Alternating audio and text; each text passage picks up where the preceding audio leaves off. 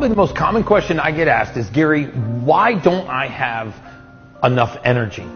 Or I just lack the same energy that I had just a few years ago. Or I just don't feel like I have the energy that I really need to get through the day, or the energy I need to finish a workout, or just pick the kids up from school, or just drive myself through an average day at the job. So when you say energy, what I do is I convert that to physiology. So when we talk about energy in the human body, first of all, we need to understand what we're talking about. Because everything that you perceive about energy is nothing more than oxygen in your blood. So in a human being, energy equals oxygen. So in other words, if you told me, Gary, I had a lot of energy today. Physiologically, what you're saying is, I had a lot of oxygen in my blood today. So if oxygen equals energy, which it does, then the question is, how do you get more energy? How do I get more oxygen? Well, what I like to do is I like to show you a visual diagram. Now, this is a tree. And so what we're going to do is we're going to trace the roots of energy from the deepest tip of the soil up into the highest leaf of the tree. So in other words, when you say, Gary, I need energy, really what you're saying is, I need oxygen. So when you get your blood work done, one of the things we're looking at is how well you transport oxygen. So what transports oxygen in the human body is a red blood cell and a fluid inside the red blood cell called hemoglobin.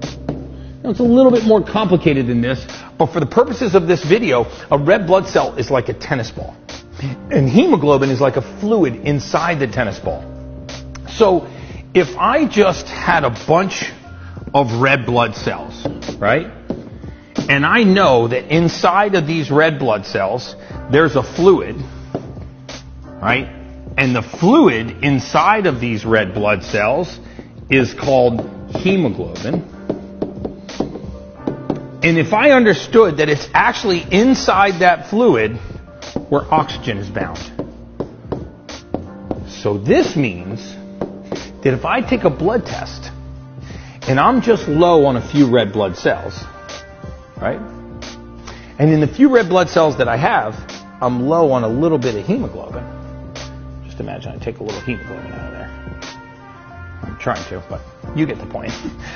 If I'm low on red blood cells and I'm low on hemoglobin, then what else am I going to be low on? I'm going to be low on oxygen. So the question is, how do I raise red blood cell and how do I raise hemoglobin? Well, I go to the factory that makes red blood cells and hemoglobin. So let's start working our way down into the soil. Where are red blood cells and hemoglobin made? They're made in the bone marrow. Well, if they're made in the bone marrow and the bone marrow is not producing enough of them, how do I get the bone marrow to produce more hemoglobin and red blood cells? I go to the bone marrow's boss. The bone marrow's boss is the hormone testosterone. You see, in a human being, male and female, the hormone testosterone is not necessarily just responsible for male characteristics. That's a common misnomer. Testosterone's primary role is something called erythropoiesis. It puts pressure on the bone marrow to create new red blood cells and hemoglobin. So this means if I'm low on testosterone, I'll be low on the bone marrow's production of red blood cells and hemoglobin, which means I'll be low on energy. Well, it doesn't stop there. What's testosterone made out of? Well, if I get deeper into the soil, testosterone is made of the compound DHEA, dihydroepiandrosterone. You don't need to know that. Again, I just want you to know I'm smart. So DHEA is the raw material that makes testosterone.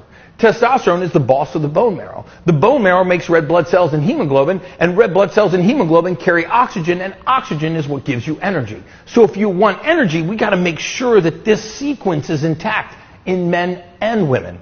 What is DHEA made from? How deep can I get into the soil? Vitamin D3, the sunshine vitamin. Cholecalciferol, arguably the most important single nutrient in the human body. The only vitamin that a human being can make.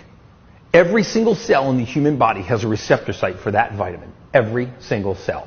It works like a vitamin half the time, the other time it works like a hormone. So vitamin D3 leads to DHEA, leads to testosterone, leads the bone marrow to produce red blood cell and hemoglobin, which leads to energy. And that is how we get more energy. We go down into the soil, and first we make sure that our body has the raw material that it needs to produce the hormone responsible for producing our energy. And that